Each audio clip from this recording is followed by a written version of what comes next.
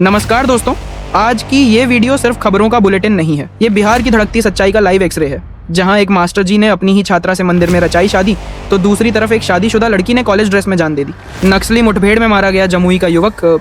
ये कोई breaking news नहीं, बल्कि हमारे सिस्टम पर एक बहुत बड़ा सवाल है। वहीं पटना से शुरू हो रही है नमो भारत ट्रेन की रफ्तार। क्या ये बदलाव की रफ्तार है या सिर्फ एक चुनावी वादा? आज की 18 खबरें कोई सामान्य अपडेट नहीं है। ये वो झटके हैं जो पूरे बिहार के जहन को झकझोर रहे हैं। हर खबर आपको एक नया सवाल देगी, इसलिए वीडियो को एक सेकंड भी स्किप मत कीजिए, क्योंकि जो खबरें आप अंत में देखेंगे वही सबसे ज़्यादा चौंकाने वाली होंगी। तो चलिए शुरुआत करते हैं 22 अप्रैल मंगलवार की 18 सबसे बड़ी खबरें।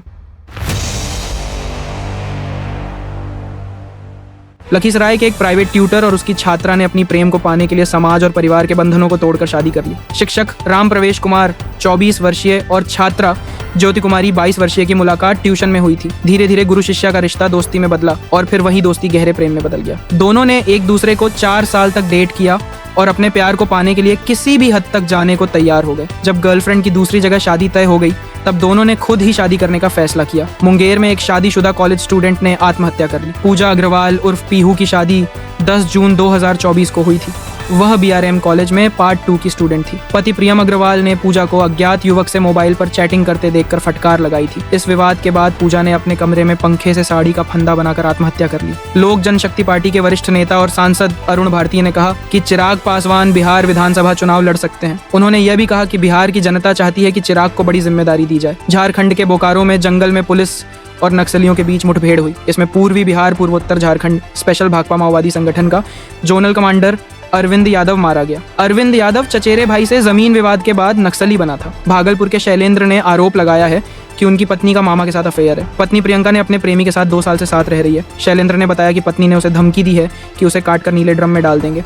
बिहार की पहली नमो भारत रैपिड ट्रेन समस्तीपुर के रास्ते जयनगर से पटना तक चलेगी। इस ट्रेन का उद्घाटन 24 अप्रैल को प्रधानमंत्री नरेंद्र मोदी मधुबनी से करेंगे। ट्रेन 24 अप्रैल को जयनगर से सुबह 11:40 पर खुलेगी। पटना की छात्रा त्रिशा भट्टाचार्य ने मुंबई में आयोजित अखिल भारतीय डांस कंपटीशन अंतरंगा में जूनियर वर्ग में दूसरा स्थान प्राप्त किया। वह पटना नोट्रे डेम अकादमी की छात्रा है। त्रिशा ने भरतनाट्यम शैली में हिंदोलम थिल्लाना की प्रस्तुति दी। हवा की गुणवत्ता को सुधारने के लिए पटना के विभिन्न इलाकों में करीब 1 लाख से अधिक पौधे लगाए जाएंगे। आम, महुआ, महोगनी, जामुन सहित 200 प्रजाति के पौधे लगाने की तैयारी है। तेज प्रताप यादव और ऐश्वर्या राय के डाइवोर्स मामले की सुनवाई सोमवार को पटना हाईकोर्ट में हुई। हाईकोर्ट ने ऐश्वर्या राय के रिव्यू पिटीशन को खारिज कर दिया और कहा कि कोर्ट इस मामले में इंटरफेयर नहीं करेगा। आगे सुनवाई फैमिली कोर्ट में होगी। बक्सर में रविवार को कांग्रेस के राष्ट्रीय अध्यक्ष मल्लिकार्जुन खड़गे की सभा हुई। दलसागर खेल मैदान में 20 अप्रैल 2025 को कार्यक्रम आयोजित हुआ।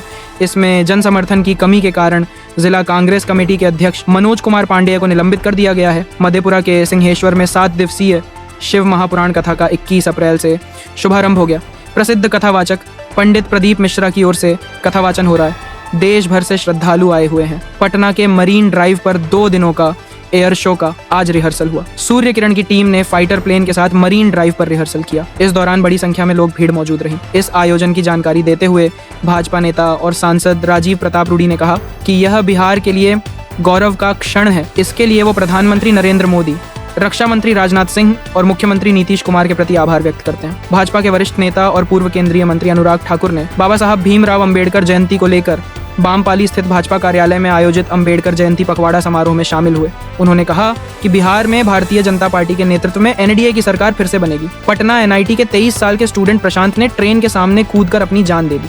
प्रशांत को हाइपरहाइड्रोसिस बीमारी थी, जिसमें ठंड के मौसम में भी हाथ पैर से बहुत पसीना आता है। परिवार ने इलाज में 20 लाख रुपए खर्च किए, लेकिन कुछ खास राहत नहीं मिली। वक्फ संशोधन बिल महाबोधि मंदिर अधिनियम 1949 के खिलाफ पटना में आज भीम आर्मी की राजनीतिक दल आजाद समाज पार्टी कांशीराम ने प्रदर्शन किया। प्रदर्शनकारियों ने डाक बंगला चौराहा पर बैरिकेडिंग तोड़ दी और पुलिस कर्मियों से भी उलझ गए। कुल 17 लोगों को गिरफ्तार किया गया है।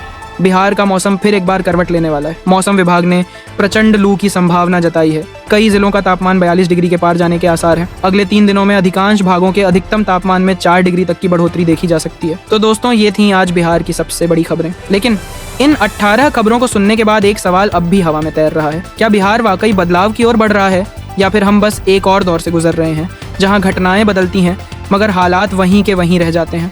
जब एक छात्रा खुद को खत्म कर लेती है, जब एक ट्रक रेलवे लाइन पर अटक जाता है, जब एक महिला ड्रम में टुकड़े कर डालने की धमकी देती है, तो ये सिर्फ खबरें नहीं, हमारे समाज की परछाइयां हैं। और जब एक बेटी ट्रिशा देश का नाम रोशन करती है, तो यही खबरें उम्मीद की लौ भी बन जाती हैं। तो आप बताइए, क्या बिहार को बदलने की जिम्मेदारी सिर्फ नेताओं की है या हम सबको मिलकर इस बदलाव की मशाल उठानी होगी? कमेंट में जरूर बताइए कि आप बिहार के किस जिले से देख रहे हैं और आज की कौन सी खबर ने आपको सबसे ज्यादा झकझोरा। और हाँ, अगर आपको ये प्रयास अच्छा लगा हो तो वीडियो को लाइक और चैनल को सब्सक्राइब करना ना भूलिए, क्योंकि हर सुबह हम लाते रहेंगे आपके लिए वो सब कुछ जो छूट जाता है अखबारों में और दबा दिया जाता है शोर में। मैं अभिषेक, बिहार की पवित्र धरती से आप सभी का धन्यवाद करता हूँ। फिर मिलेंगे कल अगले न्यूज एपिसोड में। सावधान रहें, सतर्क रहें, खबरदार रहें। जय हिंद, जय भारत, जय बिहार।